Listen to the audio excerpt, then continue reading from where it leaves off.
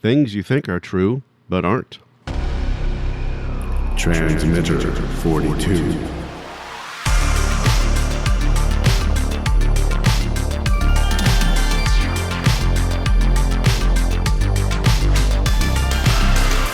In today's episode, Kimberley Huggins explores facts that you may have heard, you might also believe, online artificial intelligence fact checkers might confirm, but just might be harming you.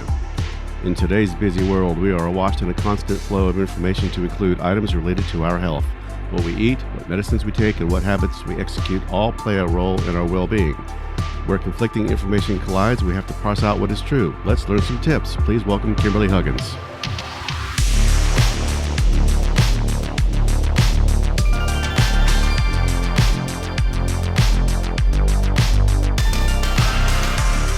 Welcome back, Kimberley. Hello, hello. So we are all awash with people who are interested in their health. They're on the forums. They're asking questions. Some bring an open mind. Some bring a closed-minded, fixed opinion. So one wonders why they're even there.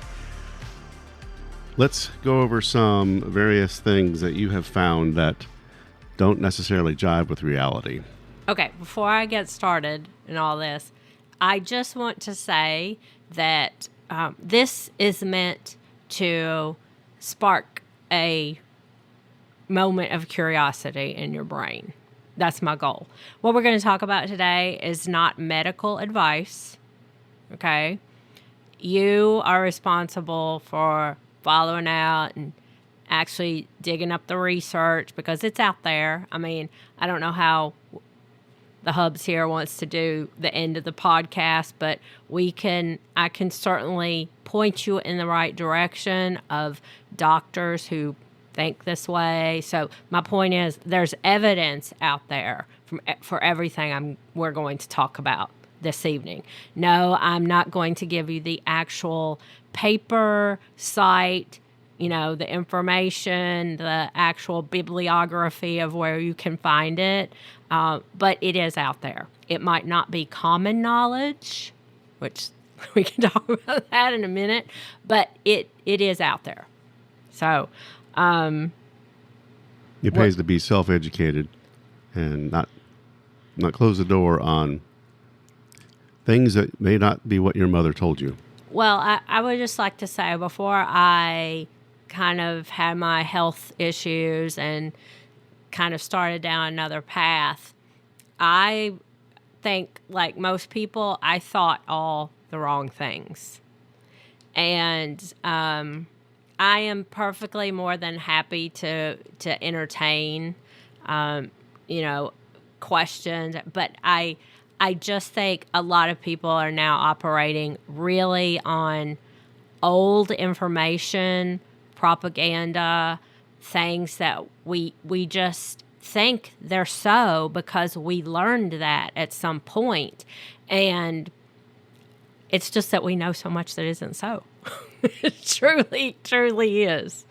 Okay, we'll take us down some path here. Okay, so I'm just going to kind of jump in. The list is a little bit kind of all over the place, but the first thing I just want everybody to be aware of is that saturated fat does not cause heart disease. It is That's not a big, bold one. It is the not, way we were raised. Correct. It is not bad for you. And as a matter of fact, I would even go so far as it is absolutely essential for people to eat it and have it in their diet. And we have basically been a society in some form or fashion that has been low fat at least since the 70s. And it was a little bit earlier than that when it actually got pushed into place through the government. But it has just wrecked us as humans. We need that. We need the saturated fat. We need it for our brains. We need it for our bodies to work well. And it's just not true that it causes heart disease. If you want a book, read The Big Fat Surprise. We've talked about that book before, I think, on the show. And who's that by? Nina Teichholz. Okay. She took it took her 9 years to write that book. Wow. And she was a vegetarian before she started doing the research. And it's eye-opening. So, and kind of on the back of that, I would say, is that so many people that I see or in the groups or that I talk with or whatever think, and I get it, it's all the doctor wants to talk about is your cholesterol level. Okay. The actual research is that cholesterol in and of itself is not bad. Your body has to have it. It's another thing your body has to have. It makes it, okay? It doesn't clog your arteries. It doesn't give you a stroke. High cholesterol's not bad. It actually forms the myelin sheath that protects your brain and your spinal cord. So imagine what's happening to your brain if you're taking a drug to make your body have less cholesterol. Okay? And that the actual statistics for cholesterol are people who have high cholesterol actually live longer. Okay? If you look at the people who actually have heart attacks, their cholesterol levels are in what most doctors would consider normal. Okay? So if you really want to know the truth about cholesterol, no one gave a flying flip about cholesterol till we got a drug for cholesterol. Okay? In the 70s, they didn't even mention cholesterol unless it was over 400. Okay? But in the 80s, what did we get? We got statins. Okay? Well, then they wanted everybody under 300. Well, then they dialed it back to 200. Now, for some people, some doctors are saying we want it under 100. One crazy wacko wants to put it in our water supply. I mean... Wasn't there one person who said they wanted it down to 0? Yeah. They think. I mean... Which equals... death. Right. Or dementia, at the very least. Which is interesting because... Now, there's various factors for that, but we all know that we have a lot more people with dementia now than we used to. Okay? And that was kind of like the first generation of people that started taking statins. There's something to it. So, now, I do want to say here that, we've all, if you know anything about cholesterol, you probably thought, because we heard this, there's good cholesterol and there's bad cholesterol. Good cholesterol is the HDL. The bad cholesterol is the LDL. Well, LDL is not really bad. There is something to the fact that if your HDL is low, that's not good. Okay, you want that level up for different reasons. But just talking about the LDL, it's not that the cholesterol is bad in and of itself. We've already talked about how you have to have it for your body to function. It's the particle size, okay? You can think of it this way. You can have big, fluffy cholesterol particles, or you can have small, dense cholesterol particles, okay? Small, dense is bad, okay? But you get that from a bad diet, a bad lifestyle. If you moderate those things, you can fix that. So you do need to look at the particle size. But just saying, oh, my cholesterol is 300, that's bad, you need a statin. And to just close the loop there with the statins, okay? I do think so many people think, okay, I'm going to take this drug, so I'm not going to get a heart attack. You have to understand what's going to happen to you when you take that drug, because every single drug has a side effect, whether you feel it or not, okay? So my point is it's not without risk. And the reward, if you think you're getting a reward for it, you're not. Statin is the number one drug prescribed in America. Why do you think they want everybody on a statin? Money, I suppose. Yeah. So the big point I just want you to understand, cholesterol is not bad. It's really not. So, Was there a tie-in with the Eisenhower heart attack on this topic, or was that different? well, that's what caused everyone to really focus on heart health. That's what got us dietary food guidelines. That's what started the whole low-fat craze, because you literally had one person that was so convinced he was right about his theory. And if you're a scientist, that's the exact wrong way. You're, as a scientist, you should, like, if you have a hypothesis, you're looking to be proved wrong. Okay? But he was he was convinced he was right, and he just wouldn't entertain any other information. And he was very ambitious, very aggressive. His story, Ansel Keys, we've talked about him before, but you can look him up and find out. Well, I don't know. It depends on your source of information. Some people seem to think he's some big hero, but he's not, because he bought off what would become, it had a different name at the time, but he bought off the American Heart Association, so he could get on the board, and he could get all the people on the board that supported his way of doing things. So my point is, it always comes back to whatever information you're getting, you need to know how you're getting, like, who's funding that information. And think about, okay, what is their interest in that? What is the payoff? What is their, if you get information from your family, you love them, they love you, but everybody else out there kind of, you don't know. They may have different motives. They may have different. It's safe to assume the payoff of good health hasn't necessarily panned true over time, correct? Well, no, we're sicker than we've ever been, because we're not doing the things that we need to be doing as humans for our human species. Okay. What's next?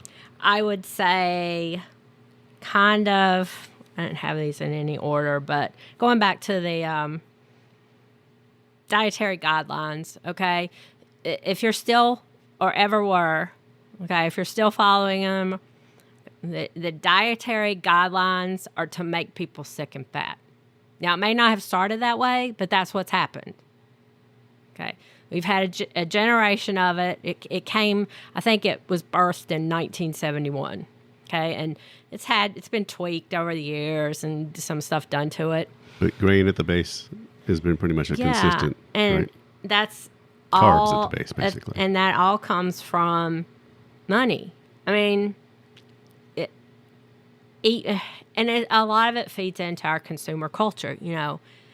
We all know that every other commercial on TV, if it's not a drug commercial, it's a food commercial. They literally want you eating all the time. Like every 2 hours, you're supposed to be. Never in recorded history of humans have people eaten 6 to 8 times a day. It's just not done. It wasn't done.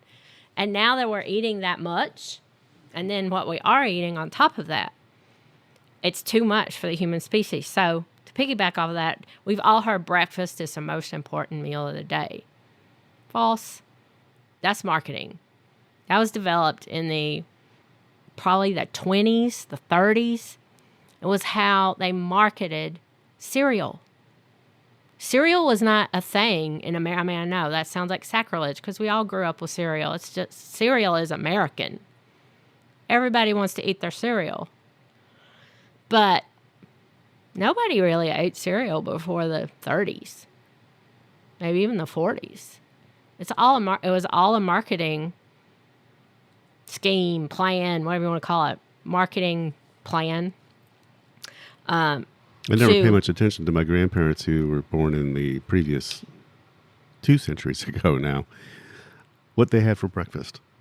I mean, I watched them, but I just don't remember. Well, historically, now a lot of this depended on the job you had, but most people in farming families, let's say you're a dairy farmer, you would get up in the dark And you would go out and probably work 2 or 3 hours before you came back to the house and actually got something to eat. Okay? So I only say that in that to illustrate too, the kitchen was not open all day. Right? You had certain meals at certain times. I mean, I even remember when I was a kid, there wasn't this like constant snacking. We didn't have snack time in school when I was a kid. Now, I got a snack when I came home from school, like I think probably most people did. But this idea that has crept into, I think especially I see it a lot with toddlers, that toddlers need to be fed every 2 hours. It's not like, I mean, yeah, when they're a baby, you got to feed them more often because they're teeny and they can only take so much at a time, and they're growing. Their brain is growing at like 300% or something crazy like that, okay?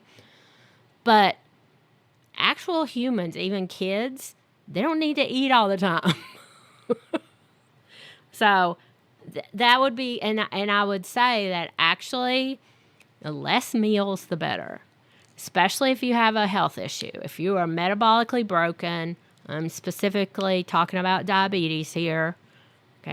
Every time you eat, you're jacking your sugar, jacking your insulin. So your body needs a break from that. So if you can go 2 meals a day, which is great because you get the advantage of time-restricted eating if you're doing 2 meals a day, usually.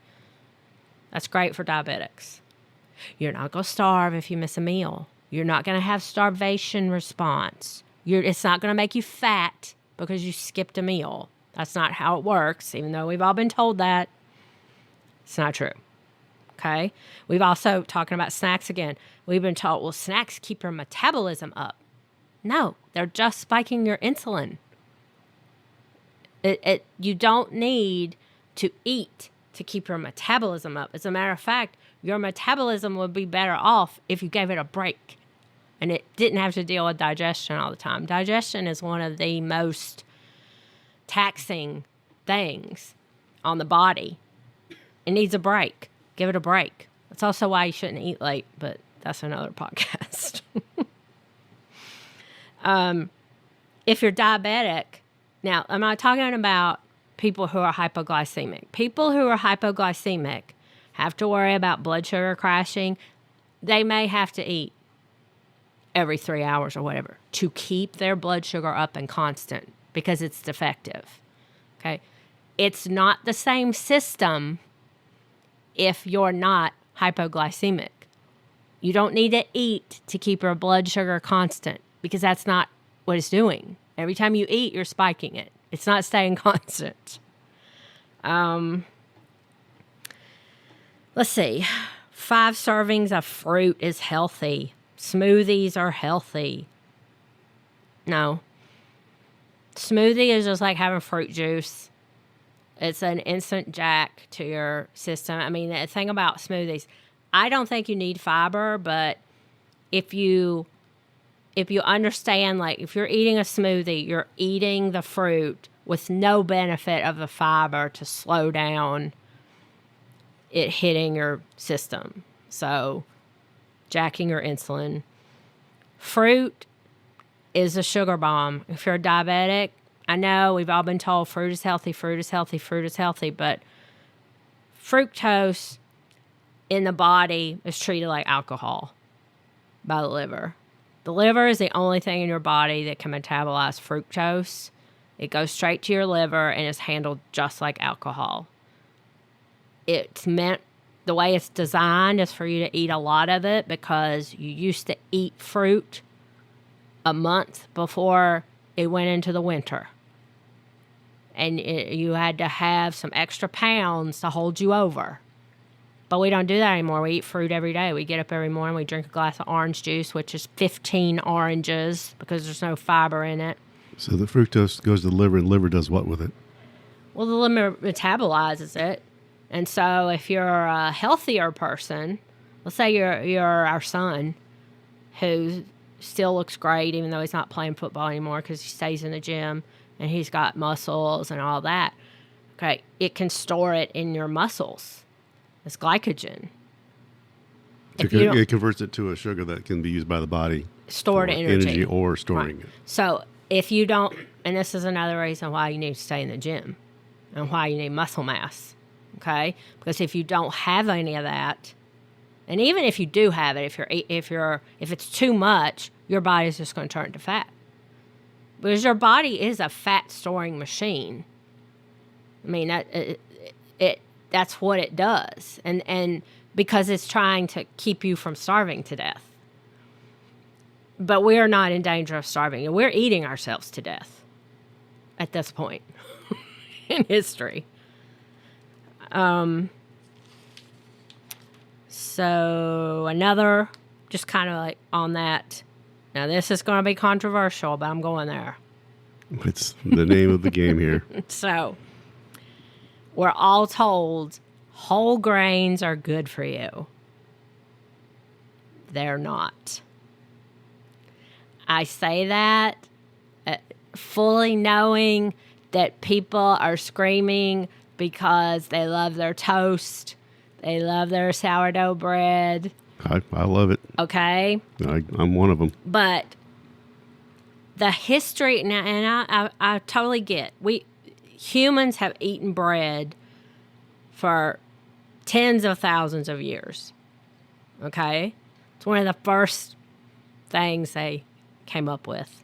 Okay? But bread, like any other grain, I would say, because, bread is from grain. So rice, wheat, corn, because corn's not really a vegetable. It's a grain. It's from a grass. Rice, quinoa, lentils, I'm blanking, farro. I mean, the list is endless, okay? That's filler food. Beans are filler food too, but whole grains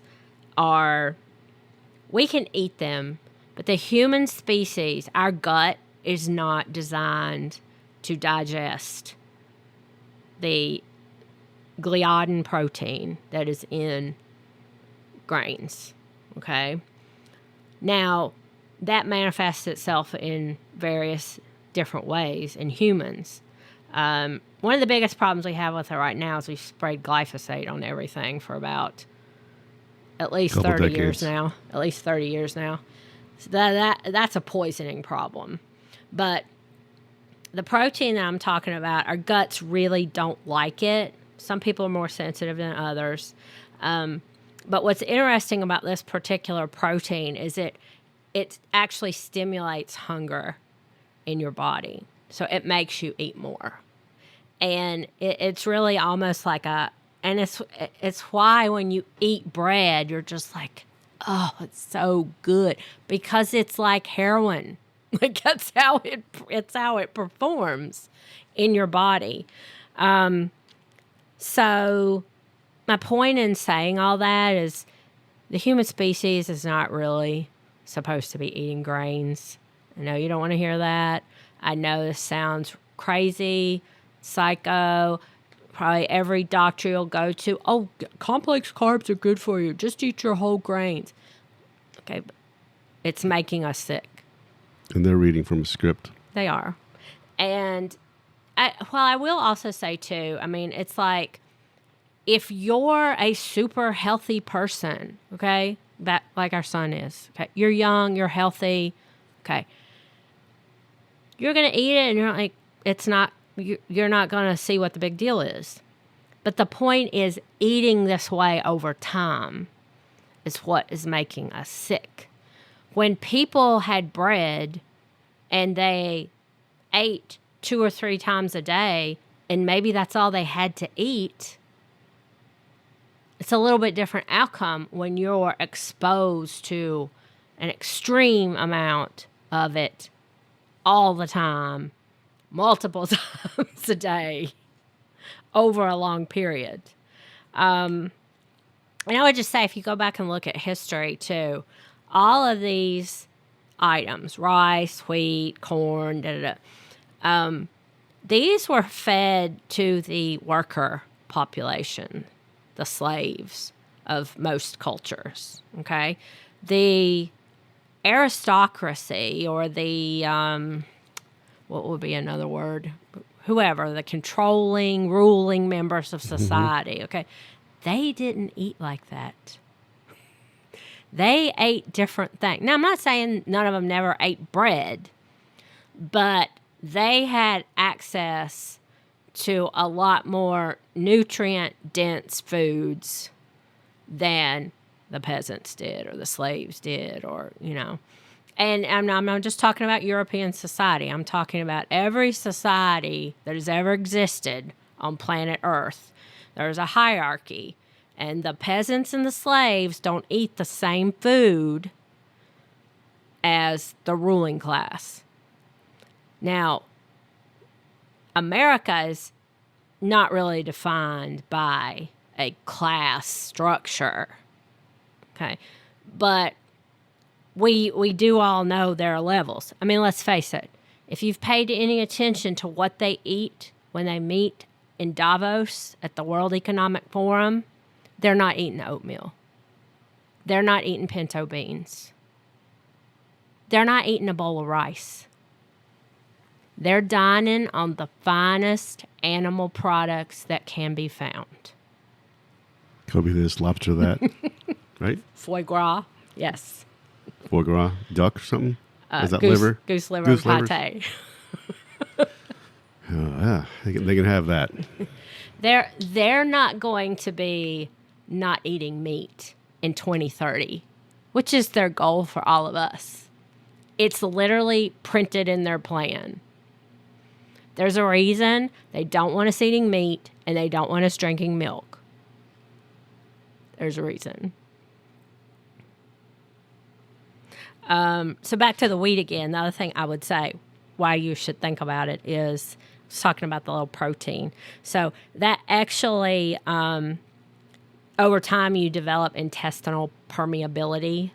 So if you haven't heard of it, it's kind of like the thing now. It used to be kind of weird for a while, but it's kind of out there now. So leaky gut syndrome, because it tears the lining in your intestines, in your gut. So then the toxins can get out in your body, okay?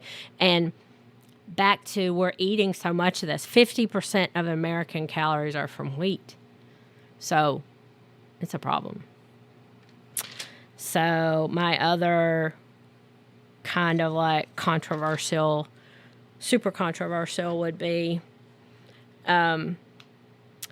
calories in, calories out model. We've all heard that. If you go to the doctor and you try and get some help, let's say you're diabetic and you go to the doctor and you want some help with so let's say you don't really want to use medication. You'd like to try and handle your problem without getting medication.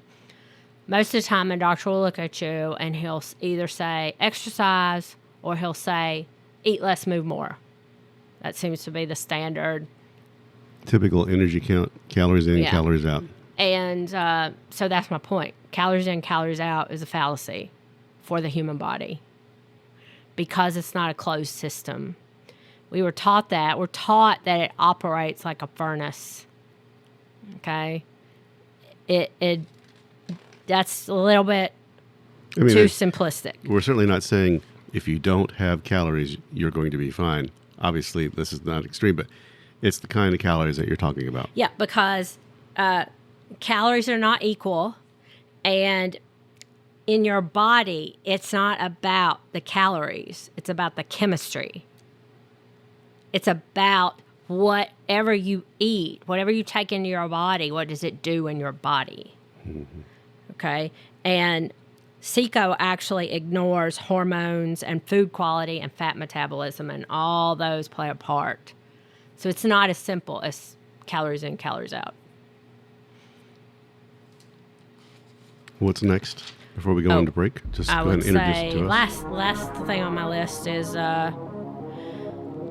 genetics are responsible for most diseases. I think people really believe that, which is another scam they've got going to make you think you're not in control of your life. It's actually about 10 to 20%, 80 to 90%. Your lifestyle.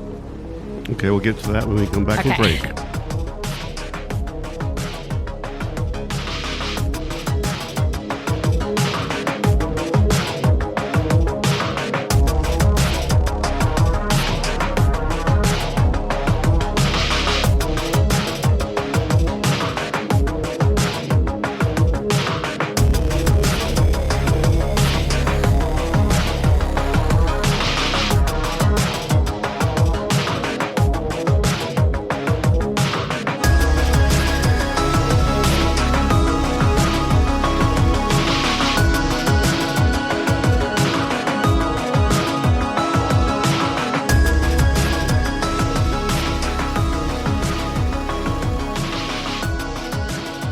we're back with Kimberley Huggins, who's got us on the genetics topic. I think I said it all in the last go around, but back to genetics. The thing I want people to understand. So when we discovered the human genome, when was that? 70s, 80s? I believe so. They were mapping it up into the 80s, I think. Okay. And completed it sometime in our lifetime, certainly. Okay, so I'm not saying that is a horrible thing. Of course I'm not.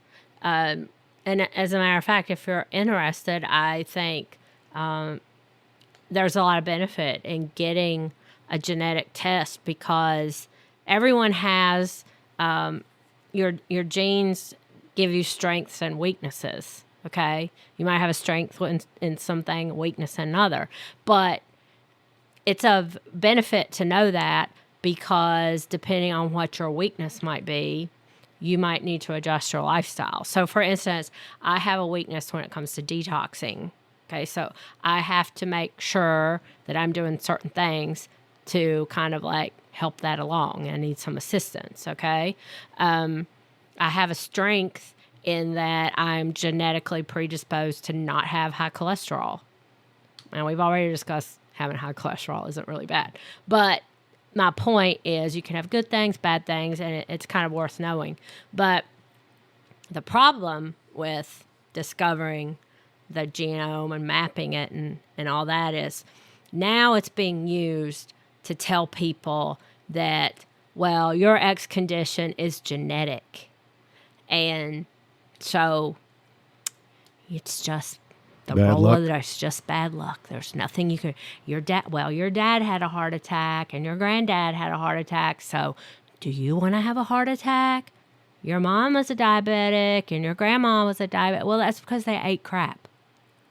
Now, your great grandma probably didn't, although she was probably the first generation that got Crisco, and that's bad. So.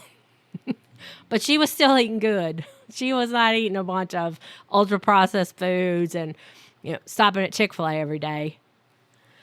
So my point is there's a genetic component, okay, if you want to think of that as the loaded gun, okay, but your food and lifestyle is 80 to 90% of your condition. So you're pulling the trigger with what you do. So the lie would be that genetics are responsible for whatever is wrong with you. It's just not so. It's not a universal excuse like Correct. They're trying to make it to be. Correct. And so that would kind of lead me into if some people I see this frequently. Well, I'm over 50, so who cares? What does it matter? What do you want to be like when you're in your 60s and Correct. 70s? That's what you need to think of because first of all, it's never too late to do anything. It's never too late to get in the gym. It's never too late to start building muscle. It's never too late. If you go to the doctor tomorrow and he tells you you're a diabetic, you just don't need to throw in the towel and eat whatever you want and rely on medication. Because this is another thing. People think, I actually had this problem. My dad, God bless him, but he told me one time he was taking medication for high blood pressure. And he told me that he didn't have high blood pressure because he took medication for it. Now, people. American logic, yes. And then I would also say, just because you're taking medication, you're not solving the problem. And specifically in response to diabetes, you're just kicking the can down the road. Okay? So eventually, if you're taking medication, eventually you will have to have more medication, and you'll have to have injections, and you're desperately, desperately trying to lose weight because they really focus on that. And you do need to lose weight for health reasons. But I'm telling you right now, as long as you are taking insulin, you will never lose weight. Insulin is a fat-storing hormone. Because its role is to remove sugar from the body if there's too much of it, and if you can't burn it, store it. And so your insulin is already high. Your insulin, if you're a diabetic, You're diabetic because you're insulin resistant. That means your cells have been exposed to high insulin for 30 years and they can't take it anymore. Okay? So explain to me how injecting more insulin to force your cells or trying to not take more energy, how is that helping you? So you're solving one problem, which excess sugar is definitely a problem to consider. Mm-hmm. But you're creating another one that is very long in the making. Mm-hmm. There's a test for it, but there's no medicine for it. When the simple answer is to bring your insulin down. As soon as your insulin drops enough, your body will release the weight. Because your body knows how much weight it should have. So back to kinds of calories. Calories from fat and protein would not have a problem with insulin, whereas anything that has carbohydrates, complex sugars, down to sugars, triggers the insulin response. Right, and that goes back to, so if you were to look at a graph of it, carbs cause the most blood sugar response. Protein does some. Fat is very little. Fat is very, very little response. Which leads us to okay.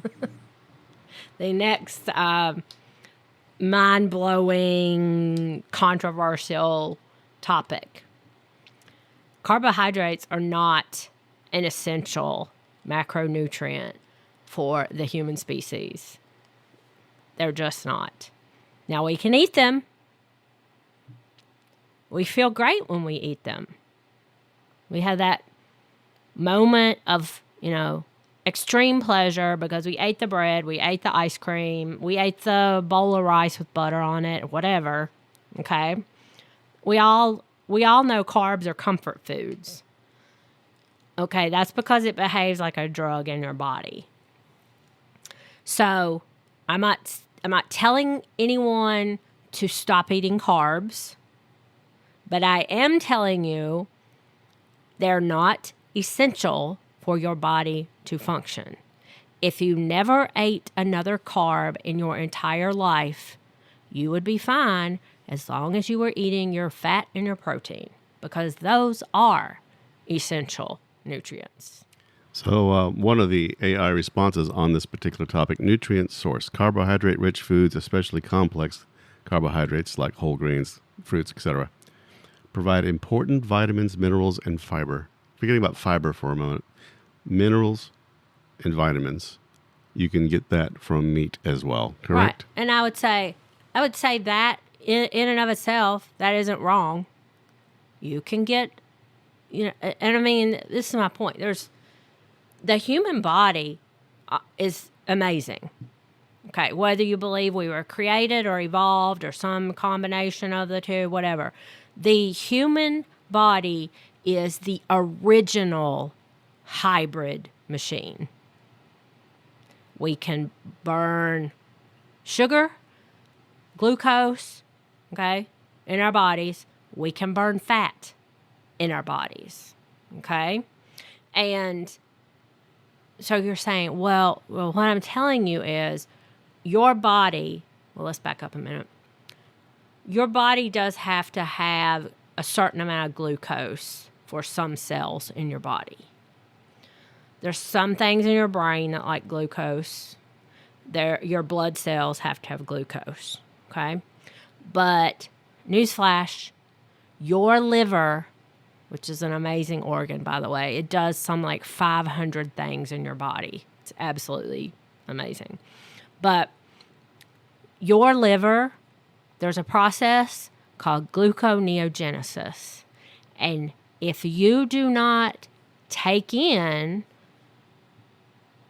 enough sugar for your blood cells, okay, your liver will make it, okay?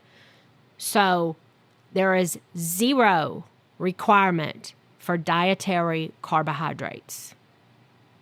Now, like I said, the human body is great. You can eat them. You can eat them and enjoy them. And everybody has a little bit of a sliding scale Because if you eat too much of them, you will gain weight because it's sugar. That's the other thing. All carbohydrates are sugar. Even the nice little sourdough made with the artisanal grain grown out on the field with the Icorn brand wheat. Okay? Still sugar. Just like a Snickers bar. Same thing. Less glyphosate. What is it? Less Glyphosate. glyphosate. I can never get that one out. Okay. But it's still sugar. Okay. It can be, if it's a simple carb or a complex carb. We've all been told complex carbs are healthy. Okay. A complex carb is just two sugar molecules holding hands. As soon as you put that in your mouth, your saliva breaks the bond. It's a simple sugar. Saliva starts the digestion process. Correct. Okay? So, it's all sugar. All sugar. Now, the human species is designed, now this is an average. If you're healthy, about 150 grams a day is kind of the limit for the human species to eat carbohydrate and not have adverse effects. Americans eat over 300 grams a day. And that's an average. Okay. Over time, that's why you gain weight every year. 2 pounds, 3 pounds, 5 pounds, 10 pounds. How hard is it to exceed 300 grams of carbs per day? It's extremely easy in America. Extremely. If you go to Starbucks and you're getting your Wappa Mappa Frappuccino that already has 50 in it. I have this hunch that if America got rid of some of the drinks that come out of the coffee shops, we'd be measurably in a better shape. Well, I will say about that is a problem because Americans in general do not register liquid. They don't register liquid calories. They don't register liquid, like the carbs you're getting in a liquid. They're only thinking about what they're eating that's making them fat or sick. Okay, because this is another thing. If you're fat, you're sick. You have a level of metabolic dysfunction. I'm not even saying it's your fault because our food is highly processed, highly addictive, and it's been made to be that way. And the jury's out on whether it's in combination with future healthcare industrial requirements. That's a whole nother conspiracy theory. True. But if anyone noticed that the healthcare industry is definitely a growing thing in the United States, if you go and look at your average, your Fidelity account or what have you, you can make some money in the healthcare industry. It's pretty much a hospital being built at every exit. Yeah. Used to be hotels, now it's becoming hospitals. Well, and I mean, the other thing that I would think about, too, this tells you how many people are sick. I mean, I remember when I was a kid, if you needed dialysis, you, had to go to Roanoke. It was, an hour away. They're, popping up everywhere. Okay, and so for kind of backtracking a little bit, why you need to care. Okay, so if you're 50 and you get diagnosed as diabetic, do you want your life to be dialysis in 10 years? Because let me tell you, if you have to have kidney dialysis 3 times a week, you have no life except that. Hey, you have any numbers on, is this basically the boomers aging is more numerous and having kidney issues, or is this a younger person's problem as well, like certain other health problems? It's anybody that's a diabetic. That's what it mostly comes from, because that's one of the most severe and end-stage things. Type 1 or 2? Two, usually, that happens with diabetics. So if you're a type 2, and I wouldn't say that there's never... I mean, I'm not saying this to be morbid. I'm saying it actually to give people hope, because I want people to understand you can fix it. It's totally in your control. Now, I will say, if you have been type 2 diabetic for so long that you absolutely have no control over your sugar anymore, like your pancreas is fried, basically. Okay? So what happens when you get to that point is you can't control the high, you go way up, and it stays up for a long time, and then it crashes. So you've basically become hypoglycemic. I will say once you're at that point, it's very hard to reverse. And I don't think you could ever probably be off medication. You could still improve it though if you will reduce your sugar. But that's the kind of the point I'm getting to, is you can improve your situation no matter, because if you don't, I don't want to have my foot cut off. That's the other thing that happens to you with diabetes. I mean, we have a friend now he's about right there. I don't want to have He's regularly seeing a wound specialist, obviously, for wounds that won't heal because his body's severely compromised. And so what happens is your body stops working and your body starts breaking down. And so then your life is dialysis, and your life is seeing a wound care specialist, and your life is your legs are so swollen that you can't walk anymore. So I was actually interested. He's the only type 1 that I know. And there's a few other, one of the kids at the old school, he's type 1. But here's my question. Who's more in tune with their health? A type 1 or type 2? Because I'm arguing that type 1s have to be on the ball to manage their care. So I'm just wondering if they're more in tune. I know people like our friend who is definitely not doing what it needs to be diet-wise to take care of himself. Well, and to put the point on that, he's in the position he's in now because he's always been like that. True, from day one. He's never born with it. Yeah, but if he had watched his diet, he wouldn't be where he is now. So I'm just wondering, do type 2s have it sneak up on them and create damage before they know it? In other words, type 1s know the story from the beginning, whereas type 2s might spend a good chunk of their life hurting themselves. Oh, yeah, totally. Because your insulin, which is what everyone needs to know, your fasting insulin, it's not about it's not totally about your A1C. It's about your insulin, because your insulin is high for 30 years before your A1C starts creeping up. So every time your blood sugar spikes because you ate rice or you ate, whatever, you're frying yourself. You're glycating your cells. You're toasting your organs. I mean, it's not hyperbole. That's what's happening, okay?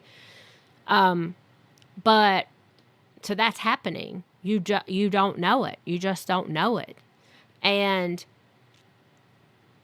there are effects that you have from high blood sugar, but you don't recognize them. Like when you go and you eat a really big meal, Thanksgiving, and you feel like you're in a food coma. That's what everybody says, your food coma. That's because your sugar is bonkers. And your body is saying, remember when I was talking about how digestion takes so much out of your body? So your body is telling you, hey man, we got to deal with all this energy in our body, because that's how your body processes it. We have all this extra energy in our body and our blood, and we've got to do something with it right now, and we can't think about doing anything else. Go in there on the couch and lay down and close your eyes and take a nap till we get this under control. Mm-hmm. That's exactly what happens. So diabetes is on the rise in our nation, right? Oh, totally. We just got this. Type 2. Yes. And type 2, unlike type 1, and they're similar in how they're similar in how they can be controlled, because if you're type 1, you will have to, if you eat less sugar, if you eat less bread, if you eat less rice, okay, and I keep saying on that because I want people to understand bread and sugar. I mean, bread and rice and quinoa and Oats, barley, oats, whatever. it's all sugar. When you put it in your mouth and I love me some oatmeal, okay? I haven't had oatmeal in 3 years, okay? But it's sugar, okay? So type 1s understand they will have to inject. Now, remember, type 1, they don't make insulin at all. It's a legit, I don't know if they're injured or you want to think of it as a birth defect. I don't necessarily like to use that term, but it's a defect, okay? It was a death sentence once upon a time. It was, okay? And we can talk a little bit, I think one of the problems, if they're smart, unlike our friend, they'll watch what they eat because then they don't have to inject as much insulin. Less insulin. And see, the problem comes if they just inject, a lot of people would say, well, what difference does it make? Just dose them. Because that's the philosophy in the hospital now. They will come in to diabetics and say they should be checking them before they eat and giving them foods that are low glycemic, but they don't. They just have the attitude of eat whatever you want and we'll just give you enough insulin to cover it. That's not how it's supposed to work. We actually used to control the sugar disease. That's what they called it before. As it was known in the 19th century? Yeah, well, the sugar? Yeah, the sugar. She's got the sugar. That's what they used to say. Okay? And there's that's literally... an awareness before modern medical science that's pretty amazing to understand. Right. And there's actually published literature or like protocol of what doctors would do for patients as far back as the 1780s. They followed a protocol. You know what the protocol said? The protocol said no bread, no potatoes. So this is absolutely nothing new. It's nothing new. Okay? And so the more insulin, when they're going to the hospital, we've all been to the hospital. We all know. What do they bring your family member in there when you're in hospital? They bring you a Lego waffle and a cup of orange juice and a little thing of Cheerios with the skim milk and absolutely nothing that a diabetic should be eating, okay? But if you're already diabetic, the philosophy now is, well, we'll just give you more insulin. That just makes you fatter and sicker. As long as your insulin is up, you can't lose weight. And you need to lose weight for a lot of other reasons. Because the heavier you are, the more you're at risk for cardiovascular disease and stroke, and all that comes from high insulin. Got it. What else do we have? I guess that's all for my lies. Did we want to talk about how this kind of relates to... I guess really... I want to, because you touched a little bit about AI. So let's just talk about if you take one of these things and you go on Dr. Google or Grok or I don't know the names of all of them, Chat GPT, whatever. AI, I got Google AI mode. And this was in a question of, are carbohydrates essential for human nutrition? And of course, this is a consensus that's pulling from the internet, lots of sources. That doesn't necessarily mean it's right or wrong. It's just, it's the majority opinion, which can be wrong. A problem if you're not careful. So here's why carbohydrates are important.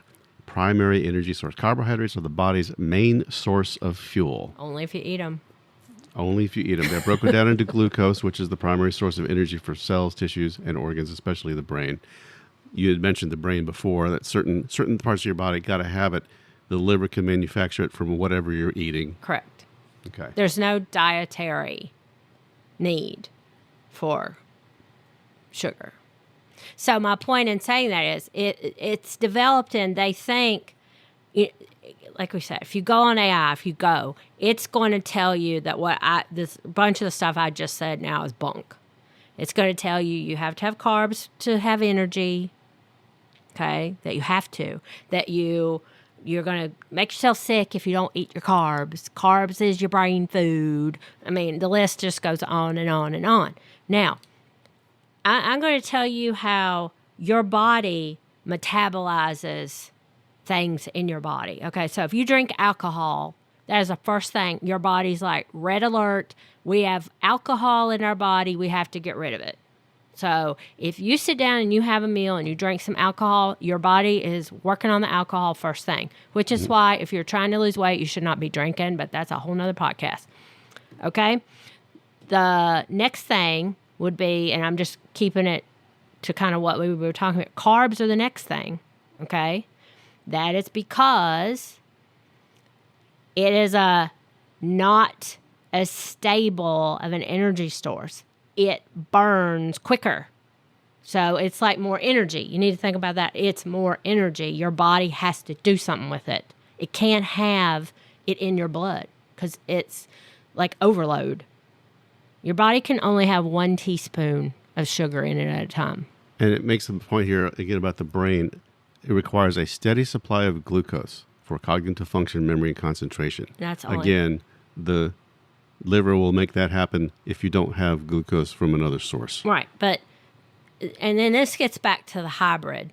Okay? So if your body is burning carbohydrates all the time, and that's what your body's used to having fuel, you eat carbs a lot. You eat them a lot. Okay. And you stop, you are going to feel like crap. Because you're basically in withdrawal. And your body's going, well, you just took our energy source away. Okay. It doesn't mean it can't use another energy source. It just means you took its candy away. Right. Okay? So that's why when people go on a low-carb diet or a keto diet or a no-carb diet, it's on a spectrum. Okay? So you have low-carb, keto, ketovore, carnivore. Okay? And somewhere on that spectrum is where you will function optimally as a human. I'm not telling you have to go carnivore and never eat another carb and da-da-da. I am telling you that the diet they're telling you to eat now is making you fat and sick and killing you because it's too much carbohydrate. There's so much more we need to get into. One last thing. We're almost out of time. The body can adapt to use fat for energy in the absence of carbohydrates. Now, adapt tells me that you have to change your body. Your body's ready to use fat if it's the only thing it has. Right, correct? so this is the thing. Just take that sentence right there. Your body can adapt. If you had to have carbohydrates as a dietary source, it wouldn't be able to do that. It would just be, you have to eat carbs or you die. And you don't. Be afraid of consensus, everyone. Yes. You do your own research. Release yourself from the tyranny of dietary guidelines, misinformed doctors, and exploitative food companies. And I call that a wrap. Thank you, Kimberly. We'll see you next time. Thanks for listening to the Transmitter 42 podcast.